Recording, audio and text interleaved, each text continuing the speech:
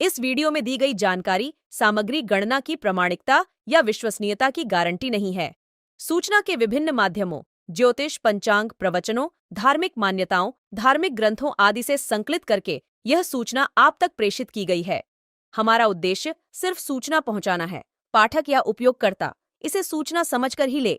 इसके अतिरिक्त इसके किसी भी तरह से उपयोग की जिम्मेदारी स्वयं उपयोगकर्ता या पाठक की ही होगी।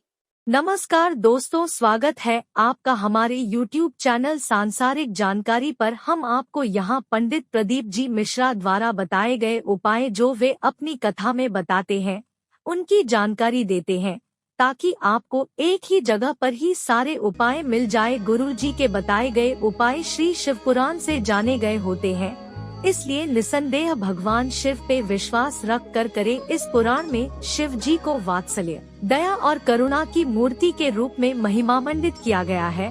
इस पुराण का पाठ करने से भक्तों के अंदर भी ऐसे ही गुणों का संचार होता है, यानी भक्तों का चरित्र भी भगवान शिव की ही तरह बनने लगता है। अगर आप मानसिक तनाव से निजात पाना चाहते हैं तो सोमवार के दिन स्नान ध्यान के बाद विधिवत भगवान शिव और माता पार्वती की पूजा करें। इस समय कच्चे दूध से भगवान शिव का अभिषेक करें। इस उपाय को करने से कुंडली में चंद्रमा मजबूत होता है। कुंडली में चंद्रमा मजबूत होने से मन प्रसन्न रहता है। अगर आपकी कुंडली में शुक्र ग्रह कमजोर है तो सोमवार और शुक्रवार के दिन भगवान शिव की पूजा करें। इस समय भगवान शिव को गंगा जल में शहद और सुगंध मिलाकर भगवान शिव का अभिषेक करें। इस उपाय को करने से कुंडली में शुक्र ग्रह मजबूत होता है। कुंडली में शुक्र मजबूत रहने से सुखों में वृद्धि होती है। विशेष जब कामना रहती है, विशेष कामना, आज आपका मन कर गया 108 चावल के दाने मेरे को शिव जी को चढ़ाना, 108 चावल के दाने मुझे शंकर भगवान को चढ़ाना। विशेष आज आपके मन में कोई मनोरथ बड़ा है, कोई कामना बड़ी है और बाबा से आपने विनती करी कि मेरा ये कार्य अटक रहा है, आप पूरा करोगे, मुझे विश्वास है। 108 चावल के दाने चढ़ाना। आपने चंदन लगाया, हाथ की हथेली पर 108 चावल के दाने जो घर से गिनकर लेकर गए हो उसको हथेली में रखा। एक एक चावल का दाना नहीं चढ़ाया, हथेली में रखकर जो विशेष कामना, जैसे किसी कर्मकांडी ब्राह्मण से पूछा जाए पूजन होने के बाद में विशेष अर्घ दिया जाता है, विशेष अर्घ।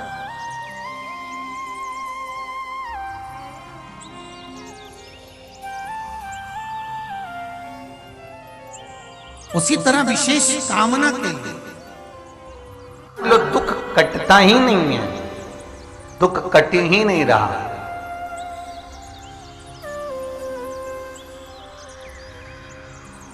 मान लो कोई ऐसा दुख आ ही गया कि वो कटने का नाम ही नहीं ले रहा। बहुत हार चुके हम जिंदगी से, वो कट ही नहीं रहा। थोड़ा ठीक होता फिर दुख आता, फिर ठीक होता फिर दुख आता। तो शिव और शक्ति का स्मरण करो। बेलपत्री के पेड़ के नीचे जब भी घी का दिया लगाने जाओ तो 2 बाती एक ही दिए के अंदर, एक चावल का दाना उसमें डालकर अपनी कामना कर फिर जलाओ। 3 या 4 सोमवार करके देख लो क्या जा रहा है। अगर मान लो कोई दुख ऐसा है कि वो कटने का नाम ही नहीं ले रहा है, कट ही नहीं रहा है, कभी कुछ तकलीफ कभी कुछ, बाबा का, शिव और सती का, शिव और पार्वती का, शिव शक्ति का, शिव अन्नपूर्णा का स्मरण कर लगाओ। जैसे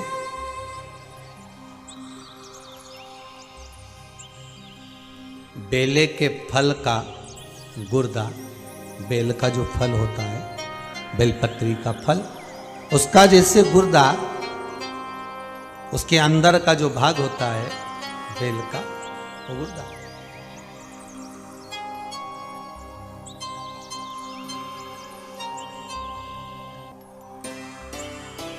उसको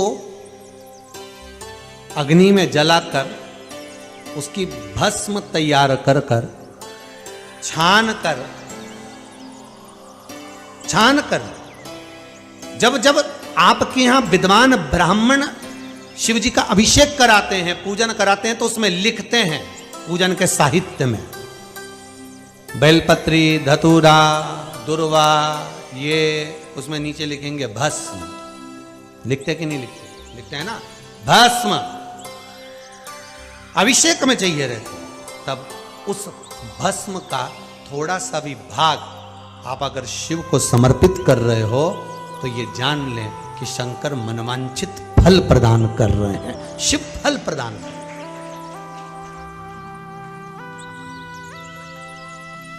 महाराज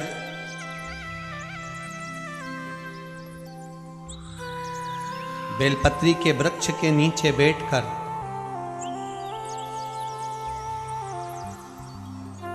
हाथ में एक बेलपत्र का पत्ता रखकर आप पंचाक्षर मंत्र नमः शिवाय, ओम नमः शिवाय या श्री शिवाय नमस्तुभ्यम या महामृत्युंजय मंत्र का स्मरण कर रहे हो, पर डंडी का भाग अपनी ओर, बेलपत्र की बीच वाली पत्ती का भाग बीच वाली उंगली की ओर रखकर अगर आप स्मरण कर रहे हैं और अपनी कामना कर कर बेलपत्री के वृक्ष के नीचे बैठकर उस पत्ते को सम्मुख रखकर बाबा से विनय कर कर एकांत में उस बेलपत्री के वृक्ष की छांव में, बेलपत्री के वृक्ष की छांव आप कामना कर कर उस पत्ते को शंकर भगवान के ऊपर समर्पित कर रहे हैं, तो ये जान कर रखें कि पार्वती और शिव का मिलन करवा रहे हैं और अपनी मनवांछित फल कामना पूर्ण करवा रहे हैं। क्योंकि शिव और पार्वती का जब मिलन होता है, शंकर पार्वती जब एक दूसरे के सम्मुख में होते हैं, शिव और पार्वती जब एक दूसरे के सामने अपने बच्चों के कारण एक दूसरे के सम्मुख में आते हैं, तो उनके चेहरे पर प्रसन्नता का भाव आ जाए। फल, मनवांचित फल की कामना आप जिस कामना के लिए कर रहे हैं, विवाह के लिए, नौकरी के लिए, सर्विस के लिए, व्यापार के लिए, रोग मुक्ति के लिए, आप जिस कामना से कर रहे हैं, बस उससे कह कर कभी सोमवार का दिन हो, क्योंकि शंकर जी को सोम प्रिय है, सोमवार का दिन, चंद्र का वार शिव जी को प्रिय है, शिव जी को प्रिय है।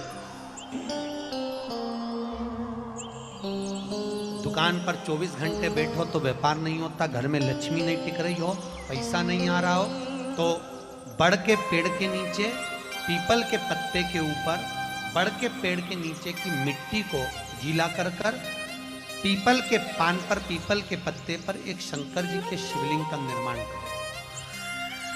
क्या बनाना है? शंकर भगवान का शिवलिंग। शिवलिंग बनाकर उसकी बटकेश्वर महादेव के नाम से पूजन करो। 7 बार कच्चा दही चढ़ा दीजिए। उस दही को थोड़ा सा चम्मच में उठा लीजिए।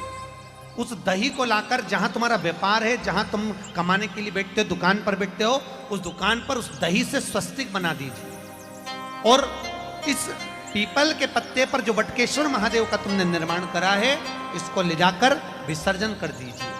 आपकी दुकान 3 महीने के अंदर धड़ाके से चलना प्रारंभ हो जाएगी। लक्ष्मी की कभी कमी नहीं आएगी। यह बटकेश्वर महादेव का पूजन है। कौन से महादेव है? जम के बोलिए, बटकेश्वर।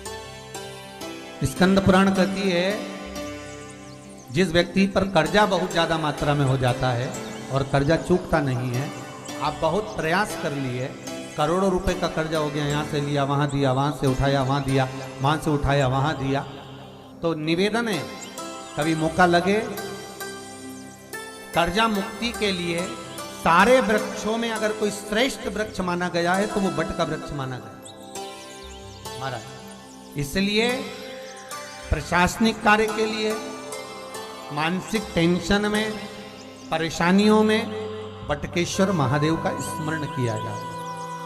और यदि निवेदन करूंगा, बहुत ज्यादा यदि आपको कर्जा हो गया है, बहुत ज्यादा कर्जा हो गया और वो कर्जा चूक ही नहीं रहा, तो थोड़े दिन बड़ के पेड़ के नीचे आप बटकेश्वर महादेव के लिए 1 लोटा पानी, उसमें थोड़ा सा पिसा हुआ चावल पीस के गला लेना चावल को, और पीस लेना, पीस के उस पानी में मिला लेना और मिलाकर उसमें थोड़ी सी हल्दी पिसी हुई डालकर बटकेश्वर महादेव के नाम से बड़ के पेड़ के नीचे अपनी कामना कर कर जो कर्जा हुआ है उस कर्जे का भान देते हुए, स्मरण देते हुए छोड़ दीजिए। महाराज 2 या 3 सोमवार एक ही जगह पर करना। 3 सोमवार बाद वहीं से बड़ के पेड़ की थोड़ी सी जड़ उठा लाना और उस जड़ को एक कोई धागे में बांधकर या तो अपनी गले में डाल लो या अपनी जेब में पटक लो, उसको थोड़े दिन पटक कर रखना, लगभग 2 से 3 महीना पटक कर रखो। वो जड़ जैसे बड़ का पेड़ विस्तार होता है, पानी गिरे ना गिरे, जल वृष्टि हो ना हो, गर्मी पड़े ना पड़े, उसको कोई। तो दोस्तों, यहाँ पे हमारी वीडियो समाप्त हुई। उम्मीद करती हूँ हमारी ये जानकारी आपको जरूर पसंद आई होगी। हमारी वीडियो को लाइक जरूर करें और हमारे चैनल को सब्सक्राइब और शेयर करना ना भूले। जय श्री राम,